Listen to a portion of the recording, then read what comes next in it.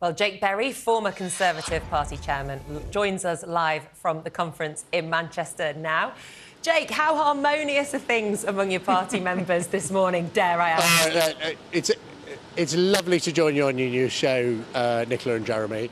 Look, the funny thing about conferences, and I know I've been chairman and ran this thing last year, is taking away all the media speculation on the outside, which you don't really think about while you're here, it feels like a really good conference. People are enjoying themselves, people are beginning to come back together, and despite differences on policy, I'm certainly having a really good time. I don't know if the Prime Minister's having quite as good a time, but I'm really enjoying it, which is my top priority for this conference.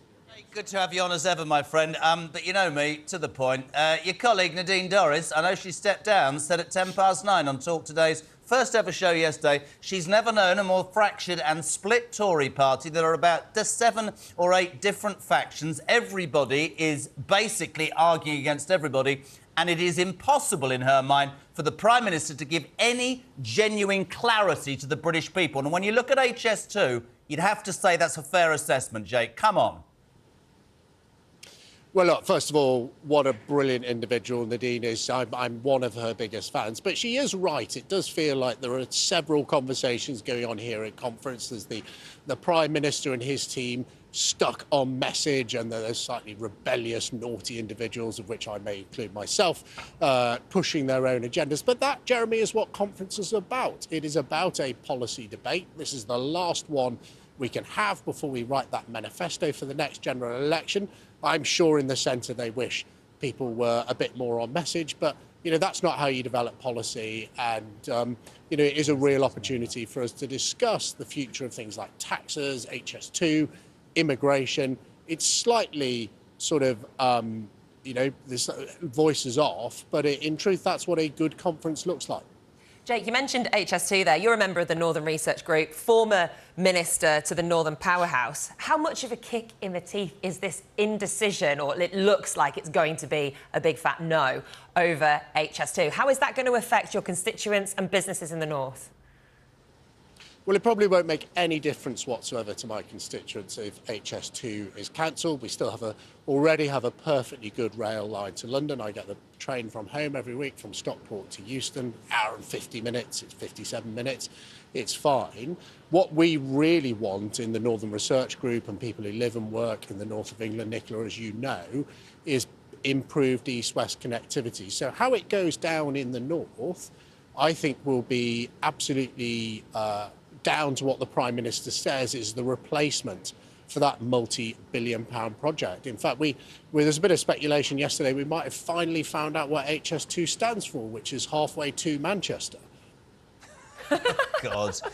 It's an interesting one for me. I said before, and yes, Nick's from Blackpool, and you've got the constituents up there in the north, but the problem is, and we've talked about this a lot, Jakey, that there's a cost of living crisis and people are really struggling all over this country. And when you go 30 billion to 100 billion, there will be people going, surely that money could be spent differently. But the truth of the matter is, it's that, to me, it's another policy about what might be good in 10 or 15 years' time. She and I will forever argue about, we'll talk about net zero, we'll talk about migration, we'll talk about HS2. I'm sort of the mindset that the government, if it wants to resonate with the British people, needs to act on things that matter to people right now. Really feel powerful about that.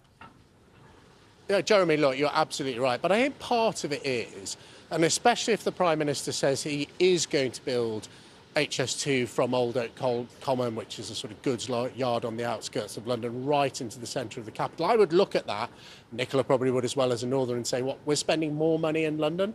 Let's not forget that London already has High Speed 1, it has Crossrail 1. Oh yes, and Crossrail 2, and it's about to get HS2 as well.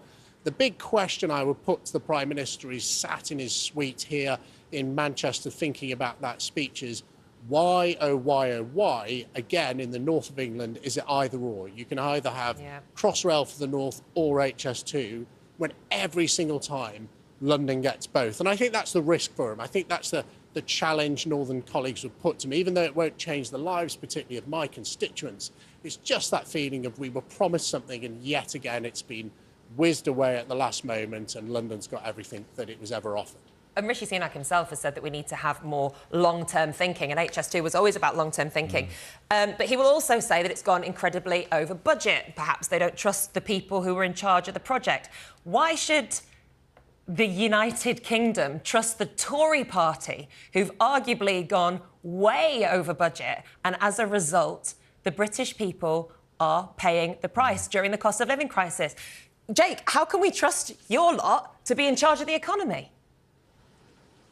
Well, look, I mean, apart from anything else, Nicola, we saw only just before this conference that Britain's got one of the best and most robust economies in Europe and is growing much faster than anyone else thought. That is because of the Prime Minister's ambition to halve inflation, get debt under control. But in terms of HS2, look, the story of ballooning costs on HS2, actually, I'm sort of going back in history, actually starts with the Labour Party when they announced it in 2006. And I think a bigger question that we need to address is why, when they built a high-speed rail link between Paris and Strasbourg, even allowing for inflation and changes in the values of materials, that was constructed at just over £30 million a mile, is HS2 costing over £300 million a mile. There just is this feeling here in the UK that we're just not that good at building infrastructure. And if we're really serious about taking the long-term decisions for Britain, we need to break up these civil service departments who are overseeing these massive cost overruns on all infrastructure, not just HS2, and put the private sector and those in business who know what they're doing in control of hammering down on costs. I'm with you on that, what I hope Jake. we might hear from the Prime Minister. I doubt we will hear it, by the way, but that's what I'd like to hear from the Prime Minister tomorrow. He needs to attack the blob. A couple of really quick questions. Good to have you on, Jake. Later on this hour, we're going to have a debate. Is Suella Braverman the right person to stop the boats? We're taking calls, texts and emails on that. What's your opinion, Sir Jake Berry? Well, look, we've heard really interesting things from the Home Secretary. I understand in her speech today that she's going to acknowledge that in lots of ways the plan to stop the boats is failing. But I think the British people appreciate that Suella and Rishi Sunak, the Home Secretary and the Prime Minister, are really, really trying. Now, we're going to need to hear more and see more from them about how they've got a plan. Just remember the Prime Minister pledged on the first week of January last year that this year he would stop those boats. So let's hear from Suella. I think that she's bought herself a bit of time with the British people with that brilliant speech she made in Washington. But, you know, that our patience isn't endless here in the UK. Is she the next leader, Jake Berry? Would you back Suella Braverman to take Sunak's crown when he allegedly loses the next election?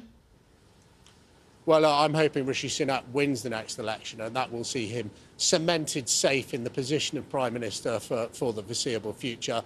I'm campaigning in Rosendale and Norwood every single day to make sure he does that, and I'm sure my colleagues are too. Good man. Thank you very much indeed. Ever the diplomatic answer. Jake Berry, thank you so much for joining us from Manchester.